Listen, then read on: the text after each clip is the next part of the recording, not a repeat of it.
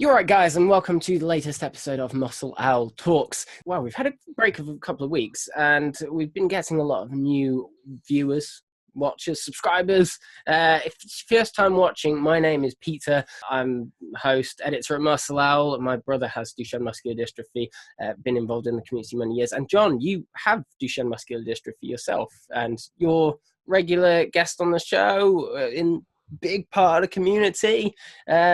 And also this week, part of the reason why we're recording this episode is, John, you're hosting NHS Twitter, the actual NHS Twitter. So we were going to say, John, do you want to maybe introduce yourself to everyone? And, well, maybe, I don't know, why are you hosting NHS Twitter? Yeah, sure. So I'm Jon Hastie. I'm 37. I've got Duchenne muscular dystrophy, and I'm CEO of DMD Pathfinders, which is a user-led organization of adults with Duchenne. And I'm very lucky enough to be curating the NHS Twitter account. So the at NHS handle for this week is basically me tweeting about my life and my experience of the NHS, but kind of not just that, my life living with a kind of long-term condition as a whole, really, and looking at different aspects. And the reason I'm doing this is because I've been quite heavily involved with NHS England on personal health budgets and personalised care. So through that work, basically, I was offered this opportunity, and I just think it's a really great way to kind of raise awareness of living with Duchenne, and also just the importance of personalised care and the difference it can make to people's lives. Yeah, I mean, the NHS that we have here in the UK is such an amazing thing, and it's wonderful, and it saves and helps and enriches so many people's lives. And I think that it certainly seems like it's a great way to get a lot of awareness out there of how it is to live with Duchenne muscular dystrophy, that there are so many adults living with Duchenne. I mean, more adults than children now living with Duchenne muscular dystrophy. I don't know, should we just give a quick minute to Duchenne muscular dystrophy and maybe just, I don't know, Duchenne muscular dystrophy, John? Yeah, so for those that don't know, Duchenne is a muscle wasting condition. It starts in early childhood. I was diagnosed when I was 3 years old. I started using a wheelchair when I was 10 years old, and it's basically characterized by a gradual deterioration of the muscles and affecting all the muscles in your body. So in the kind of, I guess what you would call the later stages, which I'm in, and it means my mobility is very limited. So I can only really move my hands and my feet a little bit, my head just a little bit, but not very much. And it also means the muscles around my lungs don't work properly, so I need a ventilator, which basically forces air, using pressure, just forces air into my lungs. So and I take a number of drugs to preserve cardiac function as well. And I guess the biggest thing for me about Duchenne is really, I mean, aside from needing 24/7 care, it's that it's a life-limiting condition as well. And I mean, that varies. The life expectancy has increased significantly, and there are a lot more adults now with the condition, but it's still the case that people can die in their teenage years and even the kind of early 20s. So it's very much still a life-limiting condition. Yeah, absolutely. Like we say, 250,000 people across the world, mostly all boys, because of how it affects genetically. And 2,500 people in the UK, isn't it? Yeah, that's right. So it's quite a lot of people. And the organisation that I set up, DMD Pathfinders, is about supporting adults with a condition. So historically, it's always been kind of a children's condition, and the charity's been set up to support children or been set up by parents. So it's really about giving adults with Duchenne a voice for the first time. Yeah, absolutely. Most adults with Duchenne go on to live really fulfilling lives. So, I think that's important too, isn't it? Yeah. So the NHS as a whole, the NHS is brilliant, isn't it? What are your experiences with the NHS, and I don't know what are your key thoughts at the moment?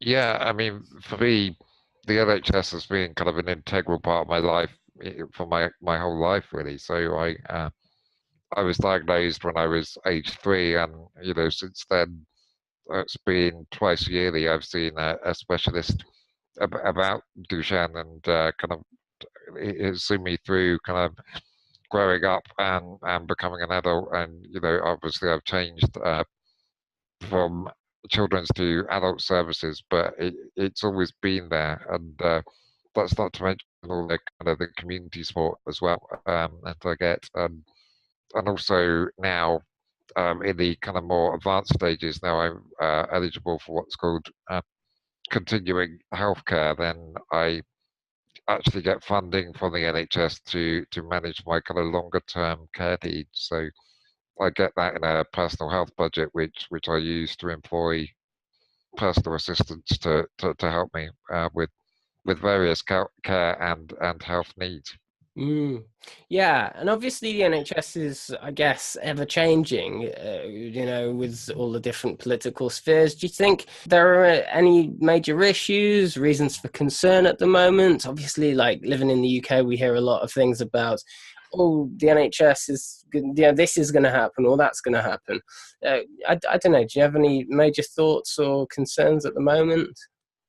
Yeah, so I've been thinking about this a lot recently, and I think for me, what's important with the NHS is that we kind of don't lose sight of the core values of what it means, and that's universal care. It's free at the point of demand, and it's very high quality through high quality healthcare, and I think it's really important that we maintain that as much as possible. I think there's been a lot of concern lately about kind of organizational changes, and particularly anything that might hint about privatization. And I think that is often a genuine concern, and we do need to kind of protect the NHS as we know it. But there's a danger also that we can become so worried about changing the NHS that we actually lose sight of the fact that any system as large as the NHS will always have its flaws, and I can certainly attest that the system doesn't always work perfectly. So it is necessary for there to be a continual process of kind of feedback, learning, and improvement. And I think we need to be kind of brave enough to actually recognise that. And things like personalised care that I'm looking at the moment, some people think, oh, this is just a bit of a sham. It's just a way to kind of privatise services. It's like it's not that at all. It's about having a shared conversation between clinical teams and people to actually get the kind of care that they need. And it's not about replacing the NHS in any way. It's about kind of learning and improving on things to actually improve people's well-being. So it's really important to get that kind of distinction, and to recognize the balance between protecting the core values of the NHS, but also being able to innovate and improve. Yeah. No, definitely. And in terms of people looking in from outside, free healthcare is such a huge discussion in the States and how they work things with health insurance and everything. Would you have any advice to people in the States as to, whether they, them thinking, can it be done, or how can it be done? What the ways forward? I don't know. Do you have any views on that system? I mean, healthcare reform in the States is so massively complex, and I don't think I have a good enough understanding of the system to really identify what needs to change. But I think if you just look at the two systems, I mean, every system has its flaws, and I'm not going to say that the NHS is perfect, but being able to to know that you can access the healthcare that you need, without question, without having to pay for it. I think it's so vitally important, and I think it's something that we really should be proud of. And I think it is generally very very high quality services we're talking about. So it is a really kind of a really important, a really valuable system. And yeah, if other countries can move towards that, and then I think that's got to be a good way forward. But as I said before, there's improvements that can be made, and yeah, our system can always be better. Yeah, definitely. Also, I was thinking, when we see other guys with Duchenne muscular dystrophy across Europe, different countries in the world, sometimes we see, I don't know, have you seen any other systems that you think are better? Anything that you think the NHS could learn from? I mean, I only see it on the outside. I know, you've been, met guys from Holland that, live long lives with Duchenne muscular dystrophy, through their 50s. Like, are they doing anything differently, or that you've picked up on? Is there anything that we could learn from for any of that? I hear a lot about Denmark, Sweden as well. I think in terms of healthcare, then we know how to do very good healthcare. I think things aren't always consistent. So, there can be a huge variation in the care that you receive depending on where you live and the services you're able to access. I think, if you're able to attend one of our really specialist like centers of excellence, then I think the care that you can get is unparalleled. And I think from a healthcare point of view, that is really excellent. And it's about kind of making sure more people have access to that. I think where countries like Denmark, for example, really do well. I mean, it's a smaller country. There's really just a couple of specialist centers, I think, and yeah, people are much more concentrated, so there's more consistent uh, standards of care for people. But I think where they really shine is in terms of the kind of the social care and the more kind of inclusive society. So it's much easier for people to get access to personal assistance and to live independently. You've got more people in Denmark living independently than here, and I think some of the things we've seen recently in the UK, particularly around social care funding, is that people are a lot more kind of dependent on families, and people are finding it much harder than even 10 years ago to kind of get support they need around getting out and about and accessing the community, accessing work and education, and really just living an independent life and not being entirely dependent on families. So I think there's a lot that we could do to improve in that area. Yeah, absolutely. And that's moving away from healthcare towards social care, social care standards and things that are given through social care. And I mean, when we look at, there's a really good stat, or not good, but really fascinating stat that I can't remember the exacts, but it's in Holland, I think there's a huge proportion of men with Duchenne muscular dystrophy that live independently, and almost the exact same stat is inverse for the UK of they don't live independently. That's something that you've witnessed as well, haven't you? Seeing other guys from other countries and things. I don't know. In terms of independent living, you live on your own. How do you think those kind of is it done well in the UK for things to be put into place, or are there things that they could work on? I think we know how to do things very well in the UK in relation to independent living, and I think not everyone is able to access that, but when they are, then it can work really well. I've been quite lucky in some respects to have moved away from social care funding as the system has kind of become become underfunded. So I've moved over to NHS care because my needs have increased so much. And yeah, I mean, it really, that does begin to blur the boundary between social care and health. And I think, things like independent living, I think actually they have a big health element because people are happier and as a consequence healthier, and they have better care from kind of a care team than they might get from kind of stressed out, overworked parents who are struggling themselves. So there are definite health benefits. I mean, it's worked really well for me. But again, I was lucky in the fact that at the time I moved to NHS funding, that was just about the time they were kind of getting the hang of things like personal health budgets and direct payments. So they actually were in a position to support me to live independently. I mean, there still are major issues, like really, it shouldn't be the fact that you have better access to independent living because your healthcare needs have increased. I mean, people need independent living like throughout their lives with Duchenne, really. So when they're younger adults and maybe their health needs aren't so great, they still need help to get out and about. And funnily enough, I only really have the help to get out and about because my health care needs are such that I need round the clock PAs, and if you've got PAs there, then they can help you get out and about. So Yeah.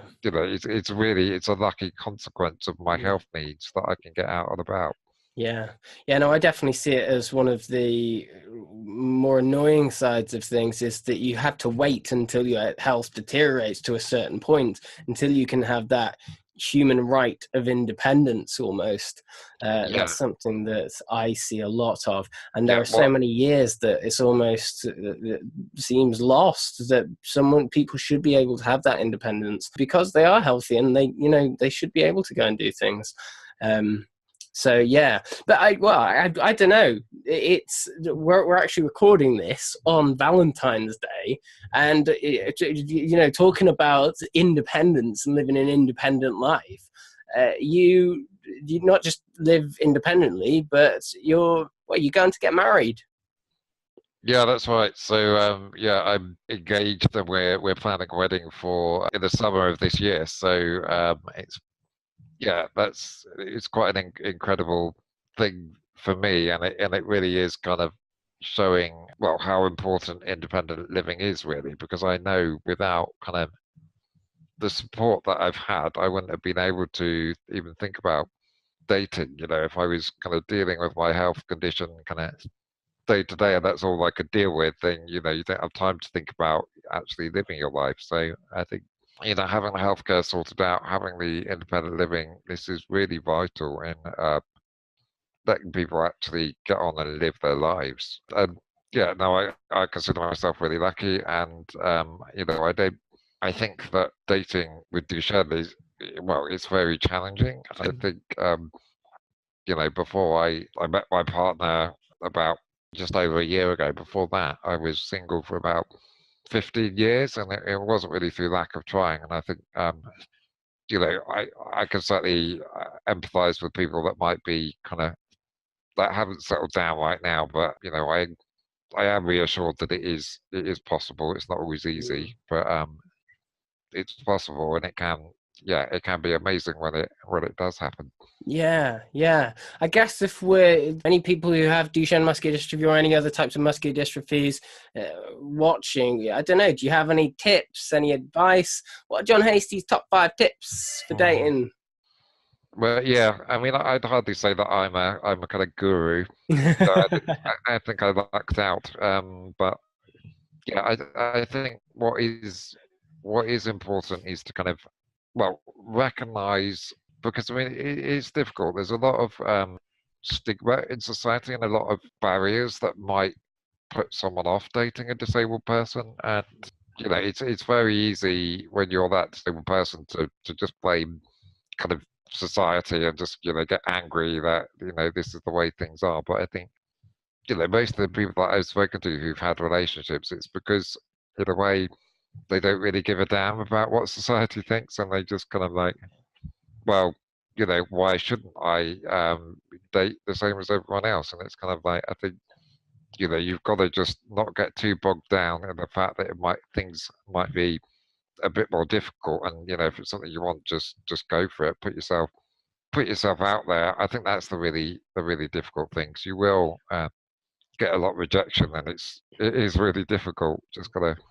You gotta keep going. You gotta put yourself out there, and you've got to not, I guess, not get too hung up on it, really. So, and that's easier said than done. But the more you kind of pine after it, the harder it is. I mean, desperation isn't sexy. So, the more you seem desperate, the less attractive you are. I think. I think it's also about thinking not only because I think I see this a lot, almost like a relationship is seen as another thing to achieve, and something like you want to get. People say, oh, I really want to get a girlfriend. It's kind of like it's not really the right way to look at it. I mean, it's more about it's not just something you achieve. It's about a relationship between two people, and it's about what can you give as well as what you can get. And I think it's about like trying to work on yourself so you can be a happy person, so that you can actually bring something good to a relationship. And it's certainly the case with Duchenne that physically there's things that you can't do, but emotionally and romantically, you can be a genuine partner for someone. And I think it is about just going for it at the end of the day, and just persevering and recognizing it will be hard, but it is possible. Yeah, no, absolutely. And I think that's the way with dating at large, on the whole, isn't it? It's almost just not trying to force things, but being open-minded, and waiting for the right time sometimes. As long as you're kind of moving in those spheres. Yeah, exactly. And I also like what you said about desperation isn't sexy. I think everyone's desperate on the inside, regardless of who you are. You might be, if there's something that you want. So I don't know. It sounded like you were saying desperate on the inside, not on the outside. Yeah, that's exactly right. Yeah, I think I was certainly desperate, and if you really want something, then you will be. But yeah, it's about I guess you've got to play it cool, haven't you? Really, and everyone's really the same. But it's just about getting over that initial hurdle. I think once someone knows you and understands you, that kind of stuff doesn't matter. But I think sometimes it's also just like trying to get people to even consider you in a romantic way can be quite difficult. And I think,